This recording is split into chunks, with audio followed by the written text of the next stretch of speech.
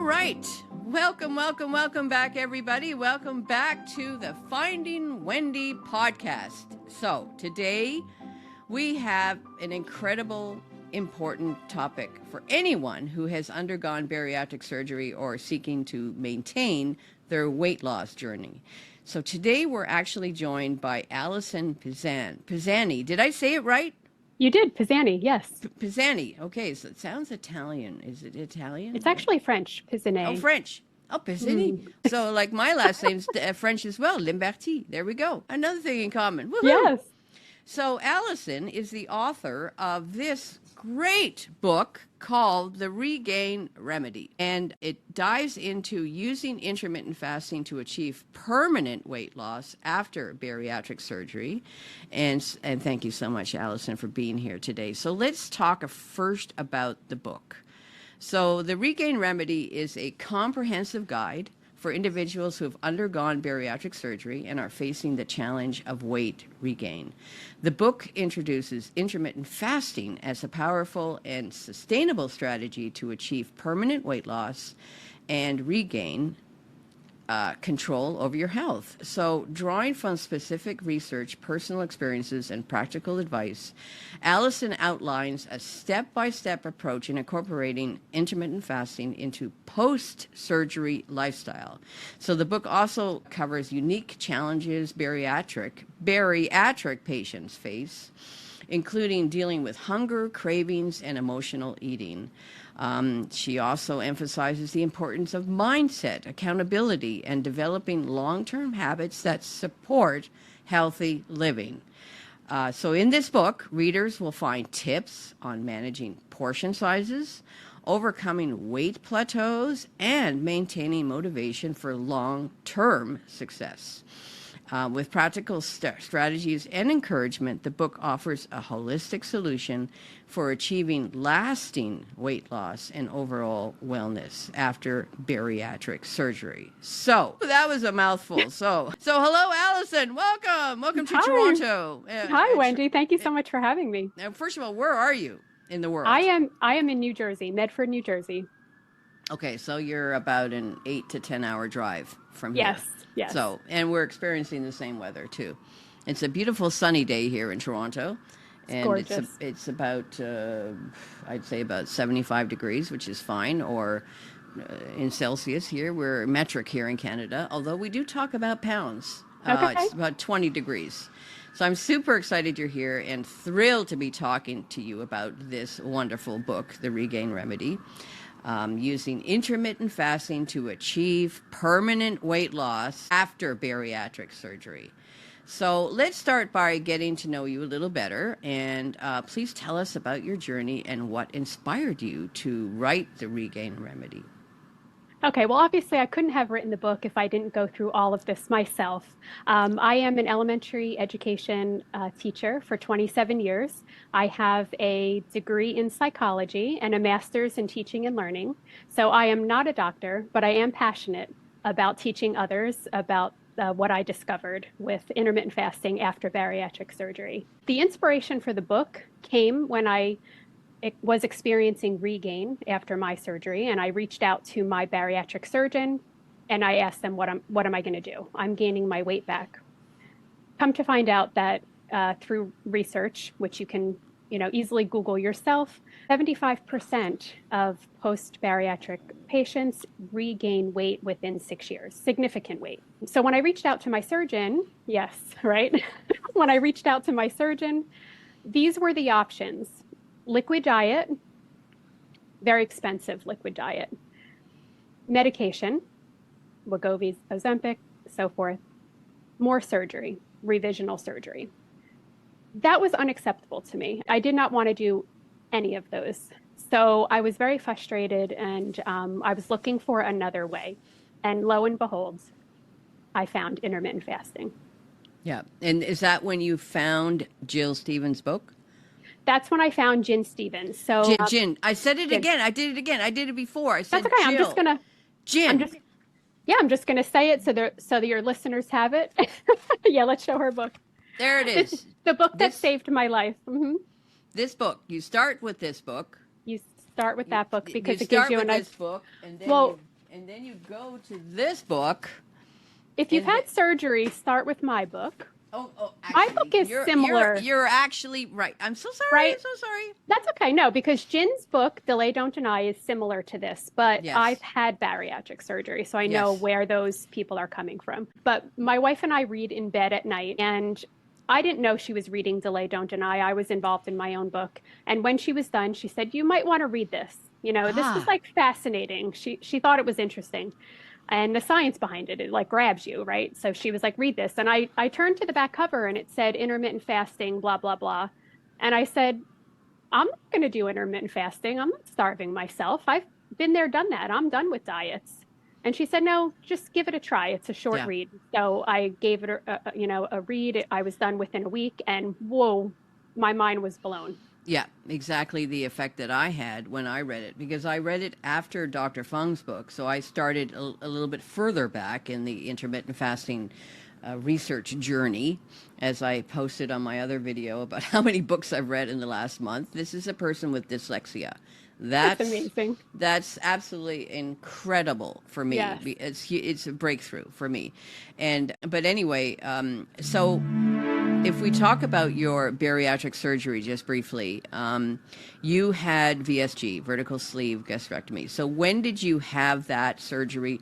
What was your highest weight, and when was it? And then how much weight did you regain to start IFing, is the lingo in the intermittent fasting? That's acronym. It's the world of acronyms, IFing. Tons of acronyms. Okay, let me give you a little bit of a timeline real quick. First of all, I've had a lifetime issue with being overweight and being obese. Definitely at the end, I was up to 245 pounds. I'm 5'3", so I was morbidly obese at 245, at my wit's end, had tried every diet, thought it was my fault. The negative self-talk and the depression that comes with being overweight is just soul crushing, right? So I needed to do something. Fellow teachers in my school building were having VSG, and I was like, I can totally do that. So I signed up in June of 2016. It took me a little over a year to lose about 90 pounds. Now, I feel I never quite made it to goal. My goal personally was 145. So I started at 245. I wanted to hit that 100-pound mark. I am only 5'3", though. So really, I could probably be in the 120s. Who knows? We'll see where my body settles. But I did, 3 years after surgery in 2019, I started gaining weight. And it wasn't like happening super fast, but fast enough that it got my attention. Thankfully, I only gained about 20 pounds because that was 2019. My wife handed me a copy of the book in January 2020. Okay, she saved me right before the pandemic. I knew about fasting and I did not. You're very lucky, because a lot of people during the pandemic, I call it the COVID kilos, and that there are, I'd say 80% of North American population gained weight during the pandemic because there was nothing else to do but sit on your couch, watch Schitt's Creek, and our great Canadian comedical product that overwhelmed the Grammys, which is on tomorrow night, and they're co-hosting it, which is great. Eugene Levy just lives up the street from me. Nice. And his son, they just live just up the street on Yonge Street. And pandemic, the COVID kilos. So you were very lucky. I started gaining weight during the pandemic. So you did not. You got the book just before the pandemic. Sorry, I interrupted you. So go on. No, that's okay. No, so I discovered Jin's book. At the time, she had not written Fast, Feast, Repeat yet. So I'm just going on Delay, Don't Deny. Skimmed the obesity code a little bit, but wasn't mentally ready for that science yet. And I started right away. And lo and behold, I stopped gaining. I went on probably the next 6 months or so to lose 10 pounds. Now, I was about 47 at the time. So definitely like perimenopausal, probably some additional hormonal stuff going on. So weight loss was slow for me. We call ourselves what was the turtles. weight that you started at again? Can you repeat that? So you started intermittent fasting at what weight? Okay, so I started at about 170. 170, because okay. I had lost 90, gained back 20. Yeah. So I was at about 170 at this point. Yeah. So my IF journey started in 2020. I had a slow start. I had trouble trusting the process of intermittent fasting because every other diet failed me in the past. And IF is not a diet. It's, No, it's a big lifestyle. misconception that we can talk about later. Yes, it is a lifestyle change, but I didn't know that going into it. I didn't know that it was, I thought it was going to be the quick fix like any other fad diet, or let's face it, our surgery for me was a quick fix, right? I had the surgery within a year, I'm down 90 pounds. We all thought it was the magic pill. We in no way was I prepared, because at the beginning of, I think it was probably the same for you when I had the bariatric surgery or got signed up for bariatric surgery. There was a year's process. Yes. During before you even actually have the bariatric surgery, where you're talking to nutritionists, you're talking to RNs, you're talking to all sorts of people about what's going to happen when you have the bariatric surgery and what happens afterwards.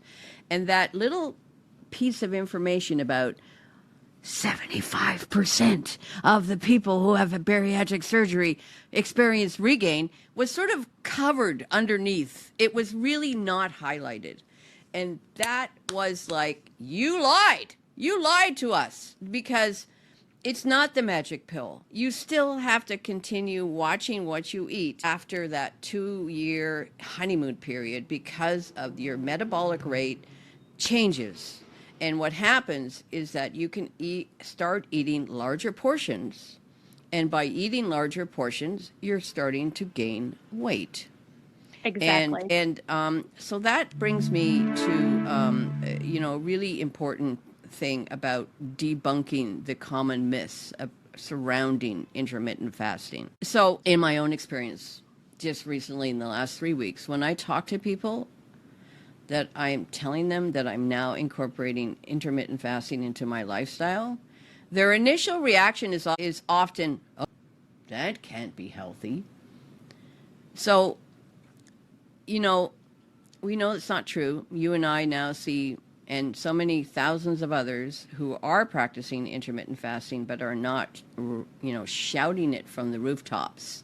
And I just wanted to point out to people, which is a really, really important point. Intermittent fasting is not good for the food industry. For the multi-trillion-dollar food industry, they cannot make any money off anybody who doesn't eat. If you don't eat, how do you make money on that? You can't. So it's not like Ozempic, you can make lots of money. Wegovy, you can make lots of money. That's the big thing right now. But guess what? When you stop taking Ozempic and stop taking Wegovy at $1,000 a week, your weight will come back on. It's not a permanent fix either, like so many of the other. And don't forget the big piece with those medications. Those medications, they're already finding that there is a huge amount of muscle tissue loss. Yeah. Okay. So not only are they damaging their metabolism, going to have regain just because of that fact, now they have no lean muscle tissue on their body to assist in their metabolic rate at all. So they're going to be really in a tough position. I do feel sorry for them. And the FDA has now approved new medications to combat that muscle loss. So now they're going to be making you take 2 medications because they know how dangerous it is. And it's just completely unacceptable. Yeah, it's not good. So, I'm in reading your book, and I've been highlighting and bookmarking all the books that I've been reading. And in your book, you say, quote, I'm just going to read a part from the book that I highlighted here about intermittent fasting and circulating insulin. When you eat, your body breaks down food into glucose, which enters the bloodstream. Insulin then helps move the glucose from our blood into cells. When glucose enters our cells, it is either used as fuel for energy right away or stored for later use. You read that correctly. Insulin is a fat storage hormone. Your body cannot burn stored fat when circulating insulin levels are high. So when you eat in a compressed eating window or pattern of time, the amount of insulin your pancreas secretes decreases. So over time, the body is no longer in fat storage mode when circulating insulin is reduced. So the insulin as a hormone is the key to fasting. So you have the calories in, calories out, but this concept of the fact that we are insulin resistant, and that's why we are not burning fat. I use the imagery when I talk to people about it and try to explain it in layman terms. I say, think about a bear. A bear is eating and eating and eating all summer long, and then he goes to hibernate in the winter, and his body continues burning the fat that's stored in his body. So let's talk a little bit about that, about debunking fasting, and just get to the scientific geeky thing about it. Yeah. So it is all about insulin, and it's all about that level circulating in your body. And when you are taught, especially with bariatric surgery, those classes and things that we attend, you're really encouraged to eat a small amount all day long. So you are constantly having some glucose being pushed out. You're constantly having an insulin response. Therefore, you're having circulating insulin in your bloodstream all of the time. When you shrink your eating window and you give your body a metabolic rest, your insulin levels come down, and you teach your body how to burn fat for energy. You're burning stored fat for energy. It's not taking energy from the food that you're eating. And while I haven't read the obesity code carefully, I do watch Dr. Jason Fung's videos, and he has another analogy that helps you understand this if you're not like a sciencey person. But many, many people in North America have a refrigerator and freezer in their kitchen. And like myself, we have a deep chest freezer in the garage. Okay. When I'm eating during the day, I'm going to my kitchen refrigerator and I'm taking out, my veggies, my eggs, whatever, my cheese, and I'm taking that energy and I'm utilizing it right away. Whatever I don't use, I'm storing for later. If I don't have access because I'm not eating, I'm shrinking my eating window, I'm fasting for a period of time. Everybody fasts overnight while they're sleeping.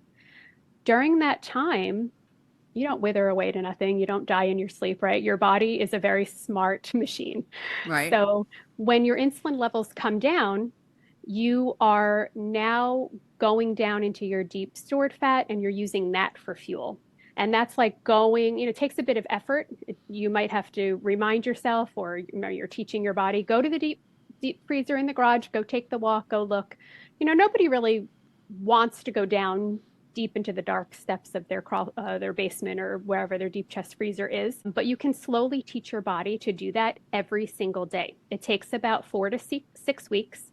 It's really getting into ketosis, or we call it fat adaptation, because we don't want to be in ketosis all the time. And, we can talk about that at a later date. But it really is all about these hormonal levels. And this is why regain is not your fault. It has to do with It's not your fault. It's not your fault. No. And that's what's so freeing about intermittent fasting. And yeah, go ahead. That's so freeing. I interrupted you. I'm sorry. No, it is so freeing. And your body, remember, when you're not practicing intermittent fasting and you do have to fast for, say, a blood test or a medical procedure, it feels hard. But intermittent fasting is not hard, and I'll tell you why. Once you flip the metabolic switch, once you give yourself 4 to 6 weeks, your body is so well fueled during your fast because it knows how to access your stored fat for fuel. You will have more energy, better sleep, increased human growth hormone. You will reverse any metabolic illnesses that you are currently suffering from. Type 2 diabetes can be reversed. Insulin resistance is reversed. Fatty liver disease is reversed. PCOS is reversed. So it is so exciting that it is a health plan with a side effect of weight loss. That's what Jen says, Jen Stevens, and I believe it. Well, and there's tons of books and information out there about that, and we're talking about a few books. Now, you also talked about appetite correction, and a book that you read online by Dr. Bert Herring. Can you talk a little bit about that? Yes, so this is AC, The Power of Appetite Correction. Bert Herring's, this is his second book, I believe. His first book was about his Fast 5 diet. His Fast 5 diet is an intermittent fasting book, and he thinks that you should eat in a 5-hour window, which we'll get to later because we have had bariatric surgery. So a 5-hour window might be good for you. It might not. We'll talk about that in a second. But intermittent fasting really helps with appetite correction. And appetite correction is basically like a phenomena that happens when you start practicing this lifestyle. You kind of create this hormonal balance in your body, and your metabolism is actually going to be enhanced, repaired, and improved with intermittent fasting. And you're going to be able to listen to your hormonal signals that your body is giving you. So we have satiety hormones and hunger hormones, leptin and ghrelin. And as we're going through our IF journey, we're going to be in touch with those satiety signals more and more. And you're going to be able to know when you are truly hungry and when you're not. It's also going to surprisingly kind of steer you in the correct direction as far as food choices. It's going to be shocking, but instead of reaching for the gallon of ice cream, you're going to be reaching for the avocado and the salad ingredients and maybe a lean steak or something really nutritious, because your body's going to tell you what it needs. Yeah, it's absolutely true. I mean, lately, because just to let you know, just the listeners let them know, I've been fasting now for 3 weeks. Oh, I'm a rookie. 3 weeks is nothing. Just a baby, just a little baby. Speaking about babies, I just wanted to mention, first of all, no, let me just do the first part first. I do the 19-5. So I fast for 19 hours and I have a 5-hour eating window. It is a small window for somebody who's had bariatric surgery. Recently went to, I had an appointment with my registered dietitian, and she said, "You're not eating enough protein." So, we were all pumped with so much nutritional things during our before having the bariatric surgery. Make sure you take your vitamins, make sure you eat your protein, blah, blah, blah, blah. So I was looking back at some old journals, agendas that I have, and I'm thinking, God, I was eating like 400 or 500 calories a day, and that's it. It's no matter. And I was actually fasting then, because you were eating so little. And I can't remember feeling the urge of hunger during the first, say, 6 months of my bariatric surgery. I wasn't really hungry. And that comes to my second point. And I heard this, I don't know, I guess I heard it in a podcast or I read it somewhere. When we talk about babies, a baby cries when it's hungry, and a baby pushes the bottle away when it doesn't want to eat anymore. I've had enough. Yes. How does a baby know this? Well, that's because they're in touch with their hormones. Their hormones are working secretly inside their body somewhere. Mm-hmm. And they are giving signals to the brain that I'm hungry. And the only way that the baby can communicate this is by crying really, really loud, "I'm hungry," and "I'm hungry." We've lost that whole kind of side of us to know as an obese person. I eat because I love eating, but I don't eat because I'm hungry. So that feeling of feeling hungry or that signal that you're hungry now, you should eat, is gone. It's not there. But I'm really hungry all the time. Oh, okay. Well, for me, there, but everyone's experience is different. And that's the thing. Intermittent fasting is a different experience for everybody. But I'm not really hungry in the morning. Most people are not hungry in the morning. And that's why it's great to intermittent fast overnight and in the morning. Because I'm not, I drink now black coffee. So that's fast, clean fasting, or fasting clean. I don't know which way you say it. But going back to just to mention the baby thing. If you think about babies, they know when they're hungry. And in no way can you overfeed a child. Like even after they're baby, when they're a toddler, 1 or 2 or 3 years old, they push away the plate. Mm-hmm. Whereas we were, at least I was in my time when I'm growing up, finish your plate. Mm-hmm. You finish what's on your plate. You're forced to eat, even if you're full, you got to finish your plate. Mm-hmm. And that whole idea of the hunger signal and the signal to stop when you're full, not when you have to lay down on the couch and recover because you overate. Right. So intermittent fasting gets us back in touch to those signals that were working so well when we were infants, so well. Yes, exactly. So let's get move on to intermittent fasting and bariatric surgery. So intermittent fasting is actually a hot topic these days. And how does it align with the needs of those who have had bariatric surgery? There's specifics like challenges and benefits for bariatric patients when it comes to fasting. Definitely things that we need to keep in the forefront of our minds. So everyone going through their bariatric journey, kind of we're taught some fundamentals like eat your protein first, hydrate, move your body. We need to keep those in mind for sure. And we also need to start with our intermittent fasting journey on the slower side. So we'll get into that in a moment, like how we're going to actually execute this lifestyle. But again, it goes back to that hormonal imbalance. So the challenges are going to be, what is my eating window length? How long should I fast each day? And there's ways to kind of check in with yourself and make sure that you're doing it, properly and healthfully. So then what makes intermittent fasting effective for permanent weight loss surgery after bariatric surgery, permanent weight loss after bariatric surgery, and why is it different from traditional dieting approaches? So if you can share the long-time benefits and... Well, it's a lifestyle and it does go back to those hormones. So once your hormones are balanced, once you're in this pattern of eating and you're keeping your insulin low for many hours of the day, your body is able to take fuel from the food that you're eating, the energy from the food that you're eating when you are eating in your eating window. And when you're not, it's taking from your stored fat.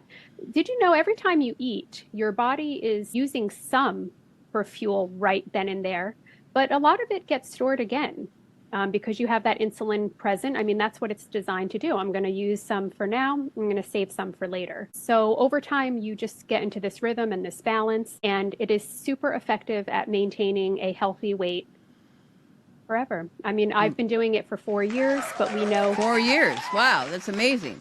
Yes. And did you ever like switch up and just to let you know, it's not like, okay, I ruined it. Oh my God, I've gone off the diet, or I've gone off my intermittent fasting because I went on an intermittent fasting cruise. I have to hear more about that. There's apparently a cruise out there for people that are IFing. But, if you fall off the wagon, what happens? Can you get back on again, or did you screw up the entire process? There is no falling off the wagon. So if you have a day where you had a wedding, a special event, all you had was a longer eating window on that day. You did not fall off. You did not destroy any progress that you made. You just start a very fresh, clean fast the very next day. And there's no guilt. There's no shame. It's just easy as that. You just start again the next day. So some days you have longer eating windows and some days you have shorter eating windows. Depending on what your health goals are, you of course want to be as consistent as possible, but that's how freeing fasting is, and it fits into every lifestyle. Yeah. So we can just dive right into those. For those that have had bariatric surgery, what's the best way to start incorporating intermittent fasting into their daily routine?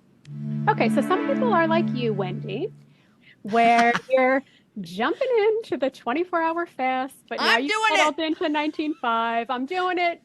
I don't want to hear anything from Actually, I didn't start with 19.5. I started with Dr. Fung's 24-hour diet. Yeah. Whoa! It was like around hour 20. I was like looking at the clock. It was really, really hard. And I then tweaked it and changed it from the 24-hour. 24-hour basically means it's like an up and down day. So you fast for 24 hours straight, and you have a small meal, and then the next day you can have 3 meals, and then you fast again for 24 hours. I couldn't do that. I needed more regular kind of rhythm. So now I fast for 19 hours, I have a 5-hour window. So my typical day is that I get up at 7 a.m. I'm still fasting at 7 a.m. and I fast till 1 p.m. And so I normally didn't eat breakfast anyway. So actually it was the easiest kind of way for me to do it because And we'll talk about clean fasting in a minute, because that's Jen Stevens' whole approach, is that in that fasting window where I've woken up, the most wonderful thing about waking up is that I can actually brush my teeth and taste some peppermint. But during the entire time, and that's why I was drinking black coffee or sparkling water or black tea. So from 7 a.m. till 1 p.m. are those three ingredients. That's it.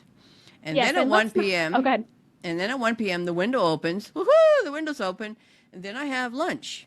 And then I have a snack. And then I have dinner. And I make sure everything is done by 6 o'clock. And guess what, ladies and gentlemen, boys and girls? I don't count calories in that window. There's no calorie counting. Right now, I'm tracking with my app. I have this app called My Net Diary.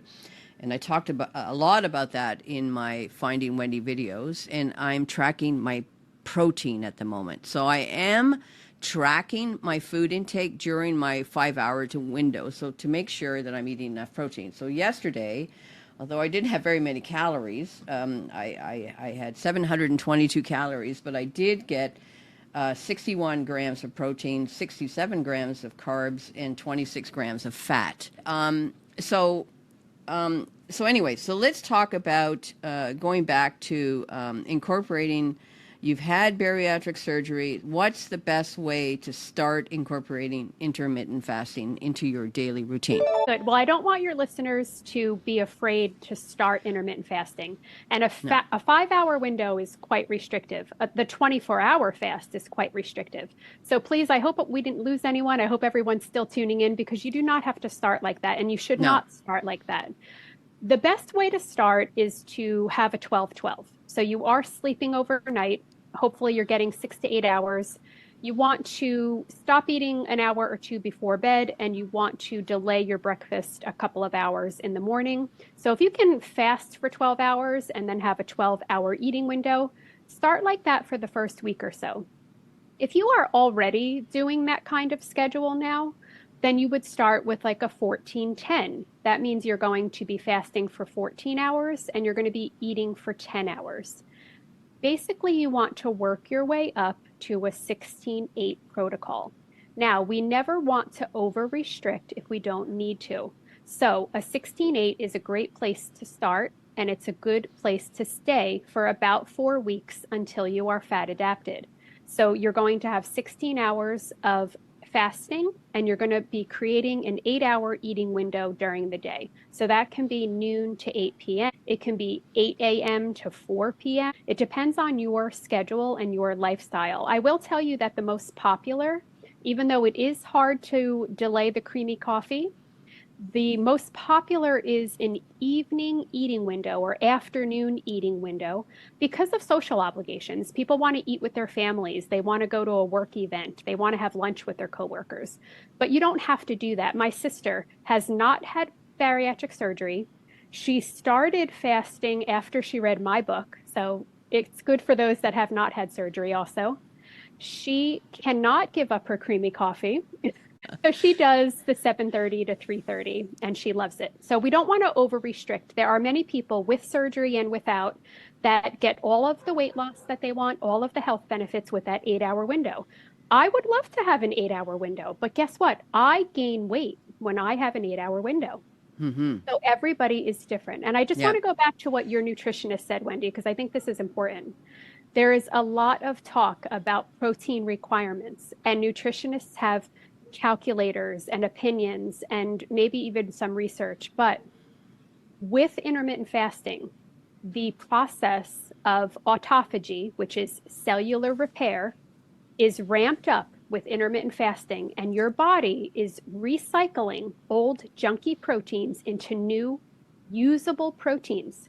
So your body is getting protein from the food that you're eating, but it's also getting it from within your body. So don't be overly concerned with macros and counting. It's just not necessary. Now, I fully support Wendy if that's what she wants to do, but keep in mind, she's really getting more than she's calculating. So no need to worry about protein requirements. If you feel good and you have energy and your muscles feel great, and you're going through your day feeling better than ever, I would not make a protein requirement, a worrisome thought. So just to recap for everybody, if you want to start this, start with the 12-12. How long do you think the person should do 12-12? 4 weeks, 2 weeks, 3 weeks? I think that they should move along as they feel comfortable, but I'm going to recommend 1 week at 12-12, 1 week at 14-10. Try to move to that 16-8 as comfortably but quickly as possible so you can get fat adapted. And then you're going to give it a month before you decide, this is too hard for me, because it is going to feel hard in the beginning. But once you flip that switch, you're going to have more energy than you've ever had. So hang in there. Yeah, I feel very energetic. I'm completely awake, and I feel like it kind of feels like I'm high. It's like, I've got so much energy. Yes. And I'm thinking straighter and clearer, and I haven't eaten and I also use I'm an app kind of girl, and I have an app for this as well, so that I've been fasting now for 16 hours. That you can see that here on the screen for those who are looking by video.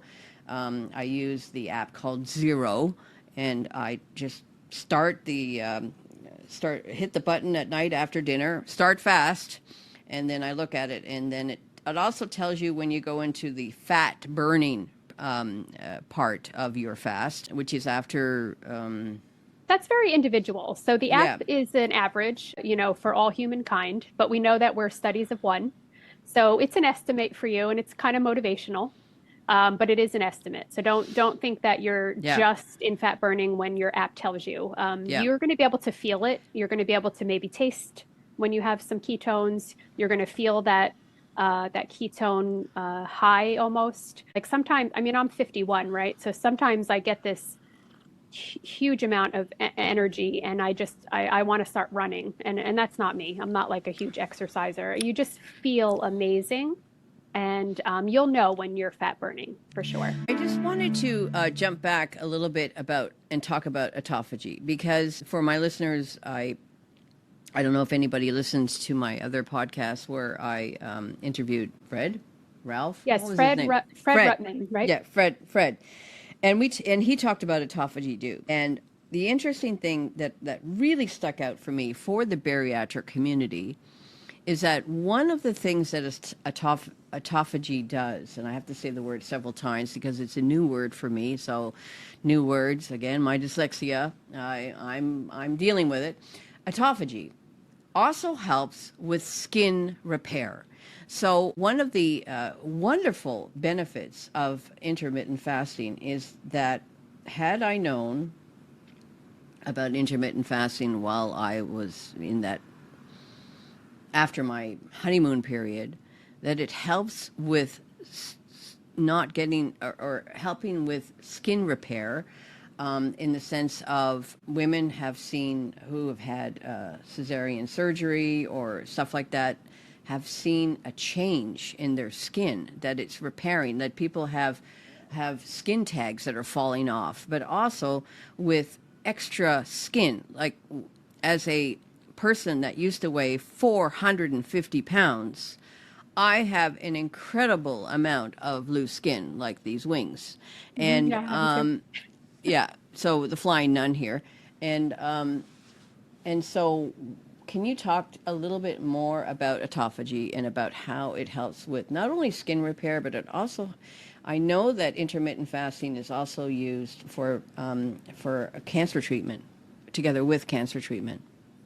Yes, well, I'm definitely not a scientific expert in autophagy, but I have read some studies and I have listened to what the experts are reporting on autophagy. And it really is about our body, again, recycling and reusing proteins, which skin and tissue, is made up of proteins, and it's rejuvenating them. So if you could maybe start intermittent fasting even before you have bariatric surgery, you might have had the possibility, or maybe there's someone out there that is thinking about bariatric surgery, you might be able to lose all of your weight, a significant amount of weight, hundreds of pounds, without any loose skin. But there are amazing changes reported within the body and on the outside of the body. So the loose skin, the skin tags, the moles, things like that, that disappear as you progress through your intermittent fasting journey. Yeah, it's spectacular when I think about all of the health benefits that I didn't even know about. Not only like the weight loss part, because I've had significant weight loss since I've done intermittent fasting. For 3 weeks, I've lost 13 pounds, but I'm an unusual. Everybody reacts differently. And although I might have lost 13 pounds in 3 weeks, other people may take half a year to lose 10 pounds. But the And key some is, people do gain weight. We should mention that. Some people do stay the same or gain weight in the first month, and that is okay. As your journey ramps up, you will actually have greater weight loss later. And I'll tell you why this happens. Yeah. In the beginning, your body is not well fueled during your fast. You have not yet taught your body how to access stored fat for fuel. So because you're not well fueled during your fast, you're very, very hungry. So you might be doing some overeating in your eating window, especially if you're still at the 10-hour or 8-hour eating window mark. You might feel that you're just like ravenous and overeating slightly, and you might stay the same. You might even gain a few pounds during the first month. But as soon as you flip that switch, you're going to have consistent fat burning that ramps up over time, and you should be averaging about a half a pound to a pound a week. Right.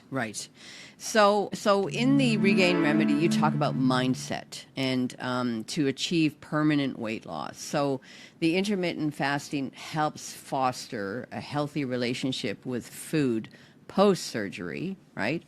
So the psychological benefits in treating and looking at terms of reducing food obsession or cravings. How is how do you address that, and how has that affected you in your intermittent fasting journey in the book too?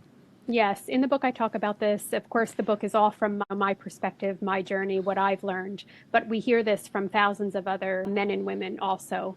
So intermittent fasting does help foster this healthy relationship because it decreases and it basically takes away all the food noise that we have in our head throughout the day. It takes away all the decision fatigue about what am I going to eat, when am I going to eat, am I a good girl or a bad girl, did I eat the right thing or the wrong thing? It erases it all. And you shift your mindset from this is a chore, this is something that I have to do, or I don't want to do it, but I'm going to do it.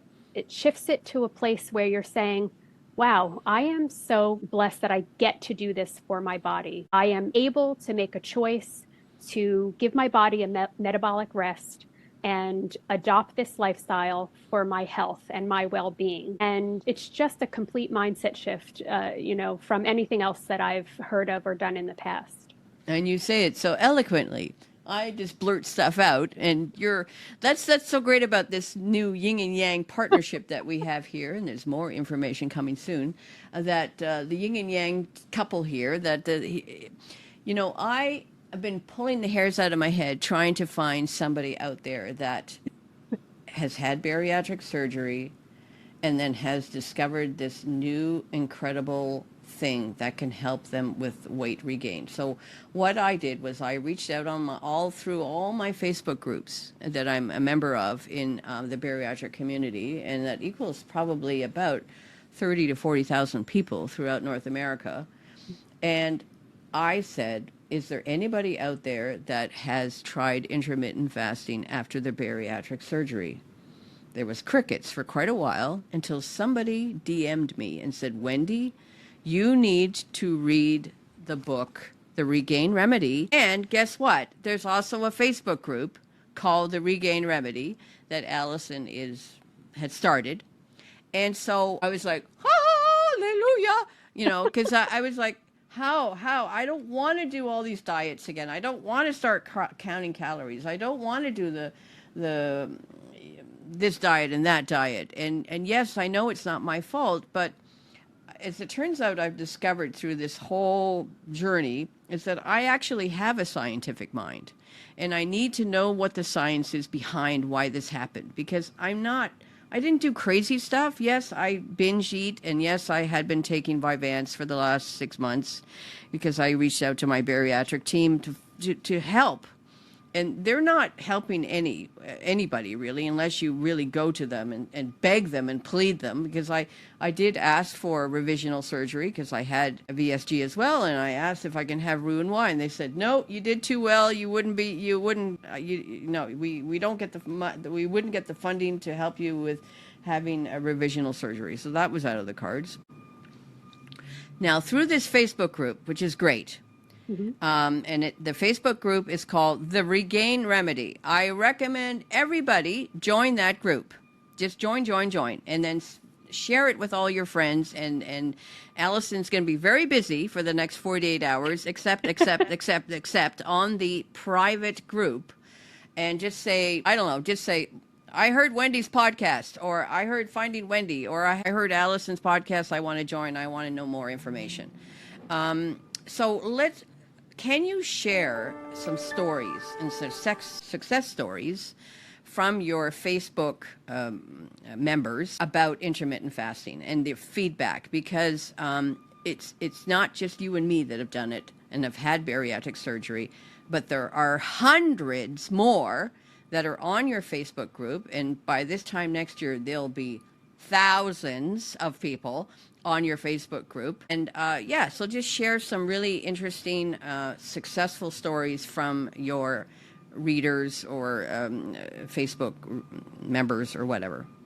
Yes, so we have, I think we're up to a little over 800 members, but it's a very special community. It's very positive, very uplifting. Many, many members are finding success with intermittent fasting.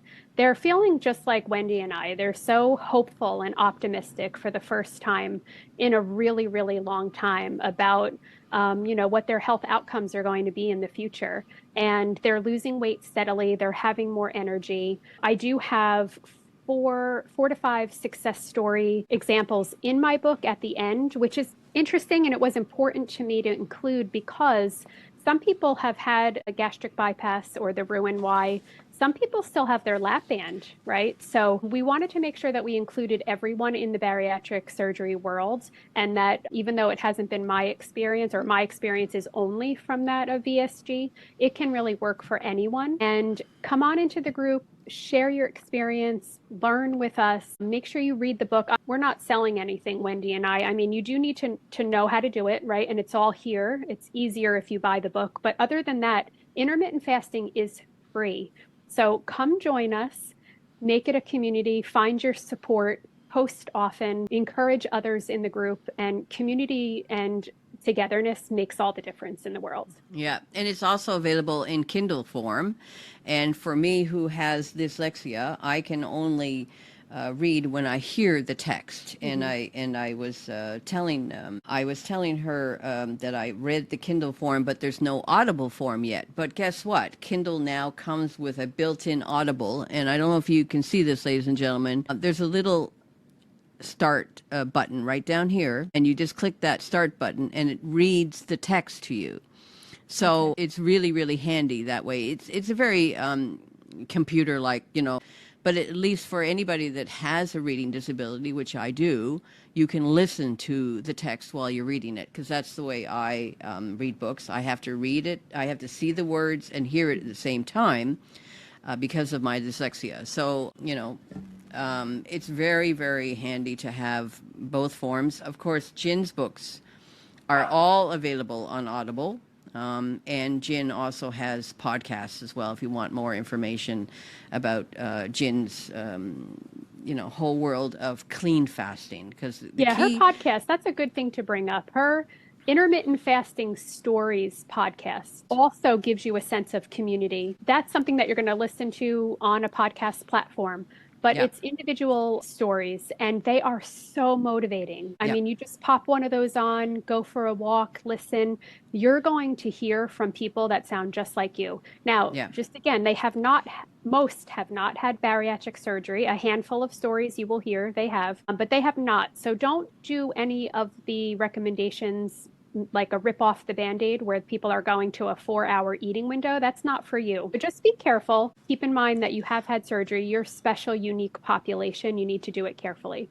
Yeah, it's a very good point, because I did do it wrong. I did rip off the Band-Aid, and bad Wendy. I just slapped my hand for those who are listening and not watching, because my podcasts are both on YouTube, so you can see us, and it's also on all the platforms, Spotify, Apple, all those sort of things, if you listen to us, because I love this new platform of podcasts. I think it's fabulous. It is. And it's just, we have very busy lives. We don't have a lot of time on our hands, and we're trying to keep this podcast down to 1 hour, because people are busy. We're all busy. I'm retired, and I'm more busier now as a retired person than I have ever been.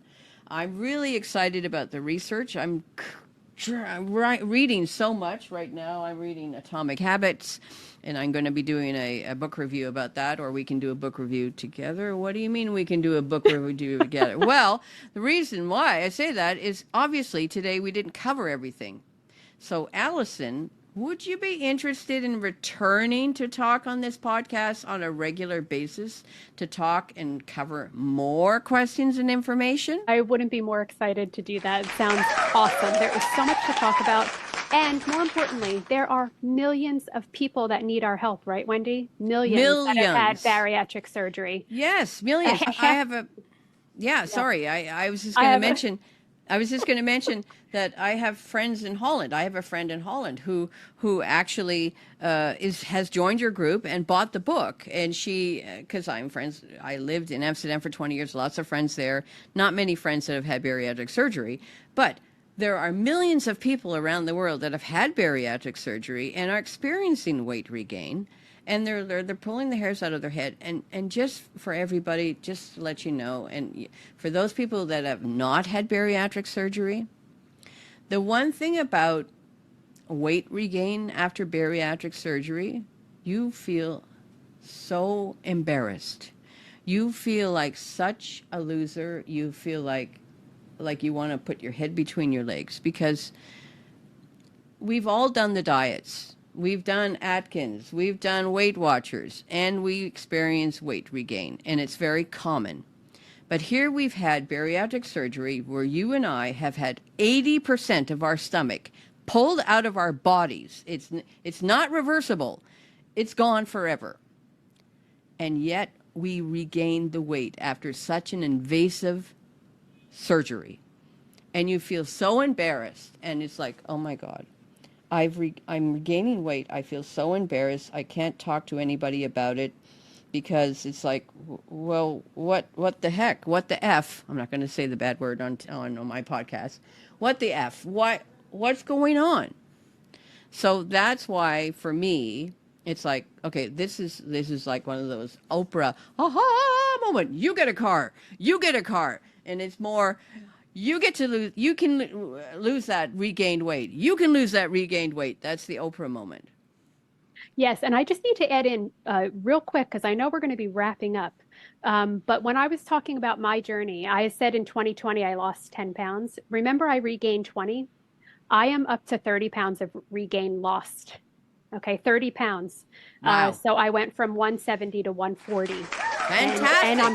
And I'm still dropping. So I didn't want to leave you hanging thinking that I just lost 10 pounds and that was it. It's going. My body is going to settle where it wants. But I just wanted to add that in real quick before we wrap up. Yeah, no, that's great. Well, thank you so much, Alison. And so you heard it, ladies and gentlemen. You heard it live here. Alison has agreed to be on this podcast on a regular basis, and basically becoming the podcast partner I was looking for, because it's better to be able to rant and chat with somebody than just, being alone on a podcast. But I think that basically we found the hole in the market, because I have done so much research into the podcast world. If there's anybody out there that has addressed weight regain after bariatric surgery, and guess what? I'm the first one. We are the first ones. You wrote the book. I got the podcast. So guess what? They are now partnered together. So thank you so much, Alison. And Alison will be back. We're going to be sharing more questions. We're going to be producing lots of podcasts between now and December. If you join her Facebook group, and if you have a question, leave it there, and then we can also address those questions live in the podcast as well. So thank you so much for sharing your knowledge and expertise on this very, very important topic. And for listeners, if you've undergone bariatric weight and you're struggling with weight regain, Alison's book, The Regain Remedy, is available on Amazon. It's available in book form and Kindle form. I have both, and offers incredible, valuable insights on using intermittent fasting as a permanent solution. Permanent. That's really key. There's also the Facebook group, what we mentioned, called The Regain Remedy. So check out the book, the Facebook group, and start your journey towards lasting health. So until next time, stay committed to your wellness, and we will see you very soon. Thanks for coming by. Thanks for listening in, and thank you so much, Alison, for coming by as well. Thank you for having me, Wendy. I had a blast. Yeah, it was a blast. Thank you so much, and we will see you next time.